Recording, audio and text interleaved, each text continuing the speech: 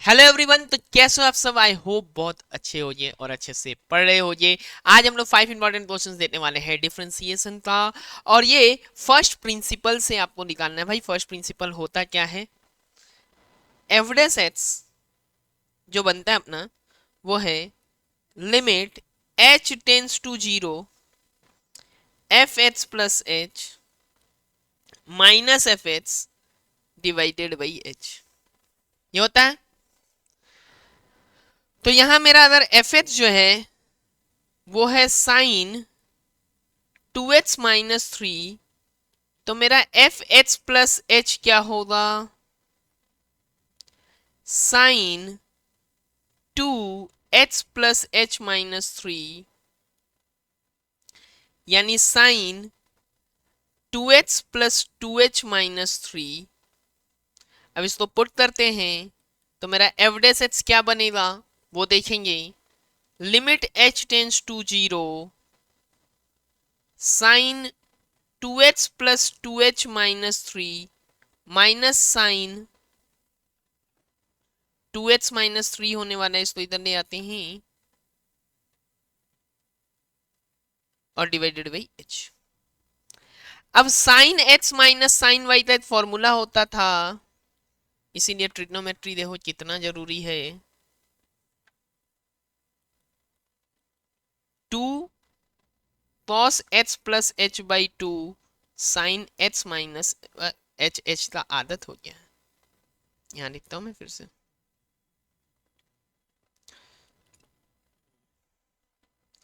भाई 2 पहले cos minus है तो पहले कॉस 2 cos h+y/2 और साइन h-y/2। तो यहाँ हो जाएगा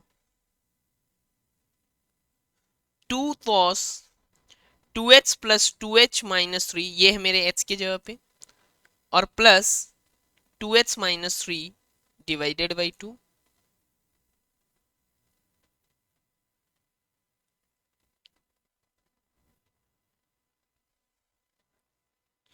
एंड cos 2h+2h-3, -2h और माइनस कर रहे हो तो +3। ये 3 और 3 कैंसिल, 2h और 2h कैंसिल, बाई में तो 2 होना ही है। तो a h plus y by two cos में होता है, और दूसरा वाला क्या कर रहा हूं मैं, ये दूसरा वाला साइन में होता है। ठीक है। 2 cos h+y/2 and sine h-y/2 divided by h।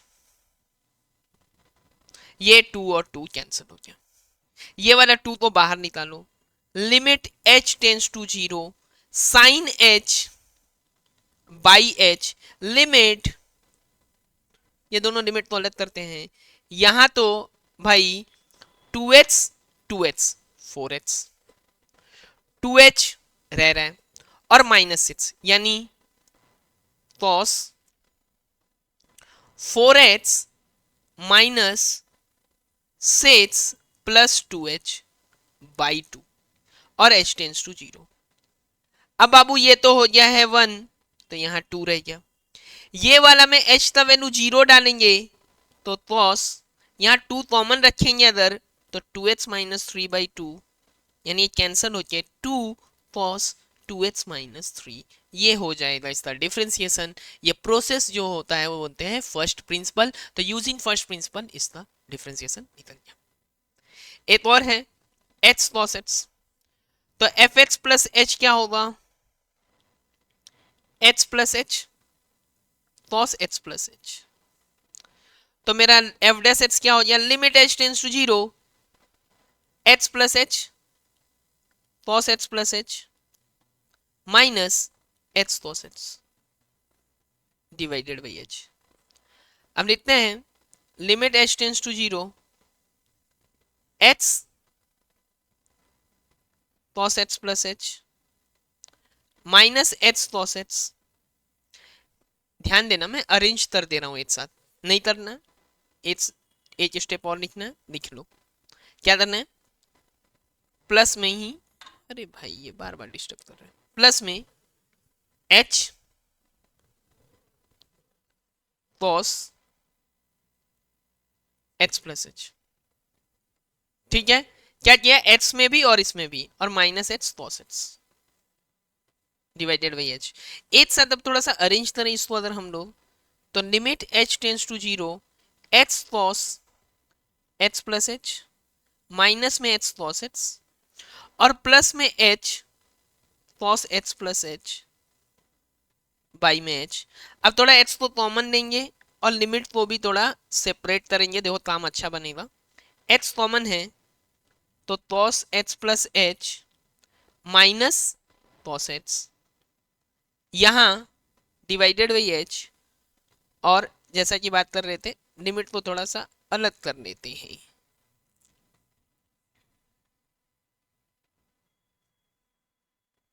तो क्या होगा, ये limit H tends to zero, ये H by H cos H plus H. तो बाबू ये तो कैंसिल हो गया, यहाँ ये एच जो है इसको लिमिट से कोई फर्क पड़ता नहीं है तो इसको बाहर ले जाओ, limit H tends to zero. यहाँ कॉस में जो होता है cos x minus cos y, cos x minus cos y का जो फॉर्मूला है वो क्या है, cos x minus cos y is minus two sine x plus y by two and sine x minus y by two. तो यहां भी वही करते हैं, minus two sine this plus this by two, यानी कि H plus h by two and sine h plus h minus h by two. यहाँ h है और प्लस में आ जाएगा, यहाँ जीरो डाल देंगे तो ये कॉस एच हो जाएगा क्योंकि एच प्लस एच। अब मैं इसको अगर कैंसल कर लूँ तो यहाँ हो गया एच, लिमिट है एच टेंस टू जीरो। ध्यान देना यहाँ एक टू है जो बाई टू में बाहर करूंगा, यहाँ मैं माइनस को बाहर लिखता हूँ, एक एक चीज समझना अच्छे से। तो मैं लिखता हूँ यहाँ माइनस को बाहर करते हुए, यहाँ लिमिट में sine two h by two तो एच है तो h plus h by two, and फिर से limit H tends to zero, sine h by two, ये टू इधर बाई टू बन जाएगा और एच टेंस टू जीरो है तो बाई टू भी टेंस टू जीरो है। यहाँ एक और पेज इंसर्ट कर लेते हैं हम लोग, और इसके संग अभी प्लस में जो है वो तौसेट्स है, यहाँ बन सकते हैं क्या प्लस में तौसेट्स, ठीक है चलो है, ठीक है चलो। अभी यहाँ हम लोग लिखेंगे माइनस एक्स, ये वैल्यू डालते ही ये तो वन हो गया, और यहाँ लिमिट में एच की जगह पे जीरो डालेंगे तो साइन एक्स, और यहाँ हो गया कॉस एक्स। तो इसको अच्छे से इक्वल टू नहीं प्लस, तो अच्छे से लिखना है तो ऐसे लिख सकते हैं हम लोग cos x minus h sine x, ये हो गया यूजिंग फर्स्ट प्रिंसिपल। ठीक है, अब आते हैं हमें इसको डिफ्रेंशिएट करना है, यहाँ से 90 तक जो क्वेश्चन है उसको डिफ्रेंशिएट करना है विथ रेस्पेक्ट टू एक्स, ठीक है ना। बट यहाँ देखो क्या करना है, ये y है तो फाइंड करना है dy by d h at x equal to pi by four. इसके आगे का जो क्वेश्चन है वो डिफ्रेंशिएट करना है विथ रेस्पेक्ट टू एक्स। ठीक है, तो पहला बात है u बाई वी का क्या फॉर्मूला था सर, क्योंकि ये कोसेंट है तो कोसेंट रूल लगेगा इसमें। तो यहाँ है वी स्क्वायर, यहाँ है v d u d h minus u d v d h, तो ये भी वैसा ही है, dy बाई डी एच लिखेंगे differentiating both side with respect to h, h को इज्जत देते हुए, तो sine square h with respect to h. ठीक है, तो साइन स्क्वायर एच, अब देखो साइन एच यहां एज इट इज रहेगा d D h to minus three cos H,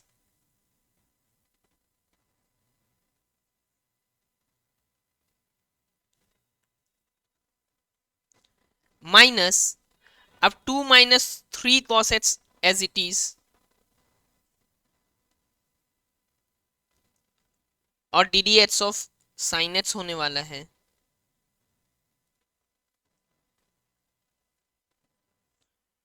D D H of sine H. ठीक है, यही है ना पूरा u बाई वी, यूज करो। साइन स्क्वायर एच, यहाँ है साइन एच, 2 का डिफ्रेंसिएशन तो 0 है, -3 और cos x का क्या होता है minus sine x, cos x का डिफ्रेंसिएशन क्या है माइनस साइन एक्स, यहाँ क्या है 2 - 3 cos x और साइन एक्स का डिफ्रेंसिएशन क्या हो गया cos x।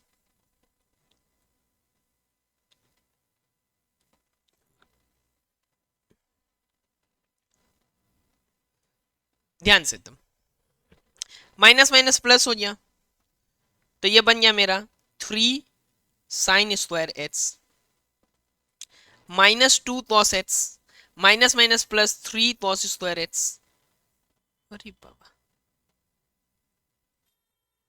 यहाँ एक और काम किया जा सकता था, ठीक है कोई बात नहीं।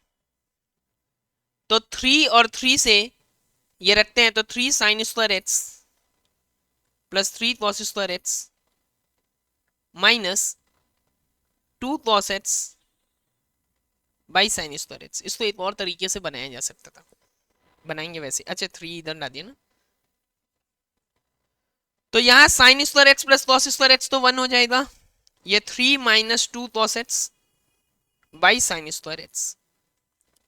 अब ये क्या बनेगा, ये क्या बनेगा देखो, 3 - 2 cos x by sine square x, ये बन जाता है मेरा एट क्या बोला है, एट क्या बोला है बाबू, एट π/4, एट π/4 ना, at x equal to π/4, at x equal to π/4।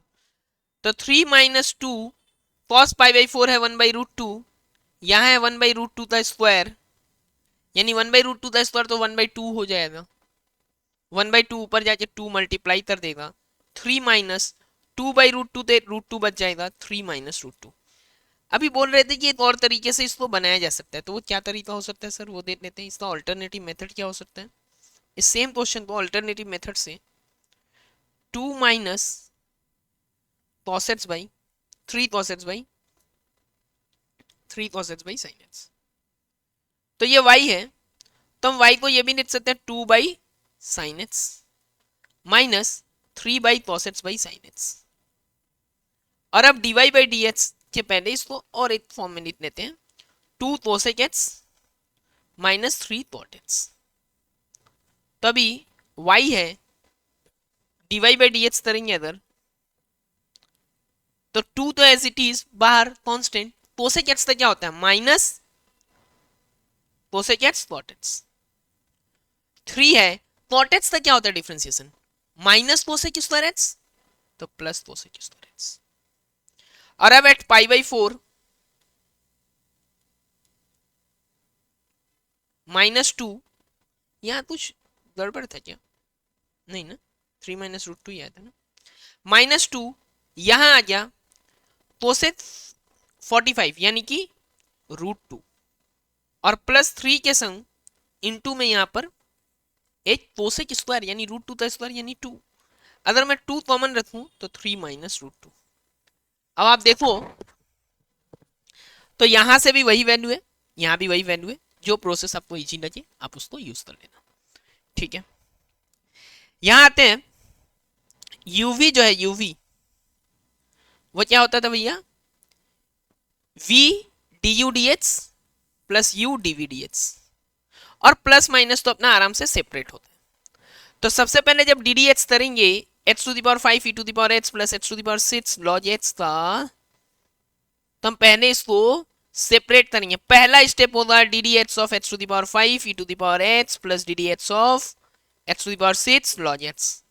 अब चलो यूवी को एक एक स्टेप पूरा लिख के समझेंगे, differentiating with respect to x वो लिखना ना।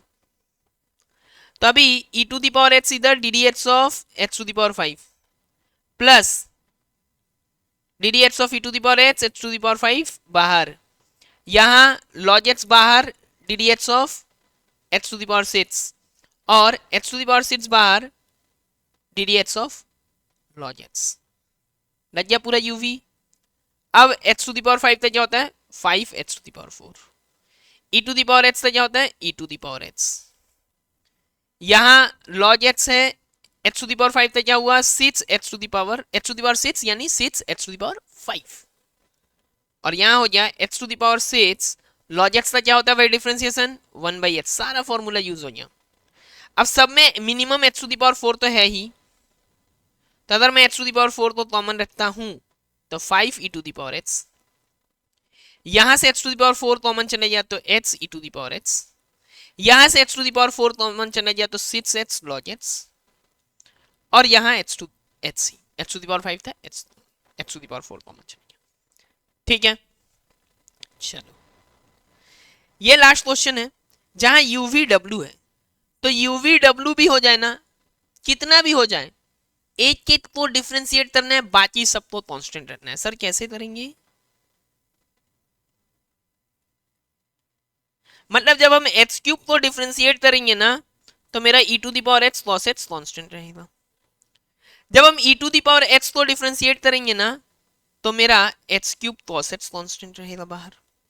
और जब हम cos x को डिफरेंशिएट करेंगे ना, तो मेरा x cube e to the power x रहेगा बाहर। ये होता है। अब भले 10 फंक्शन को मल्टीप्लाई करके आप दे दो,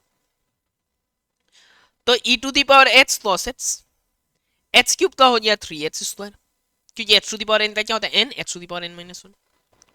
यहां h cube cos x, e to the power x का क्या रह गया e to the power x, और फिर से देखो h cube e to the power x cos x का क्या हो गया माइनस साइन x। अब भाई अच्छे से लिखने के लिए हो सकता है ना प्रूफ का भी क्वेश्चन आ जाए, तो सब में e to the power x है, सब में मिनिमम h स्क्वायर है, चलो कॉमन ले लिया, यहां बचा 3, यहां आते हैं तो e to the power x बाहर, h स्क्वायर बाहर, बचा क्या h cos x। यहां आते हैं तो क्या बचेगा e to the power h बाहर, h स्क्वायर बाहर, माइनस h साइन x। समझ में आ गया? समझ में आ गया ना? बिना लो, e to the power h cos x था, 3h स्क्वायर था, 3h स्क्वायर था तो h स्क्वायर बाहर चला गया, e to the power h बाहर चला गया तो 3 cos x है, यहाँ पे छूट रहा था, यहाँ पे छूट रहा था। इसी तरह आपको एग्जाम में भी थोड़ा जब टाइम बचा हुआ है तो इधर उधर बात करने की जगह अपना आंसर मिला लेना होता है। समझ में बात? एच क्यूब है तो एच स्क्वायर बाहर, e to the power h बाहर, एच cos x, और यहां भी minus h sine h, h square बाहर, e to the power h बाहर।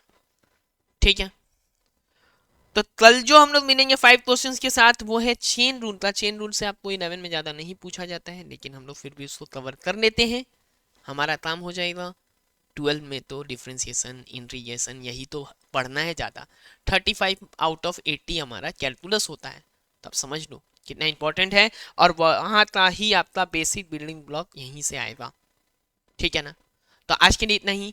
अच्छे से रहे, पढ़ते रहे, अपना ख्याल रखें। वीडियोस अगर अच्छा लग रहा हो तो इसको लाइक करें और ज़्यादा से ज़्यादा लोगों में शेयर कर दें। Thank you.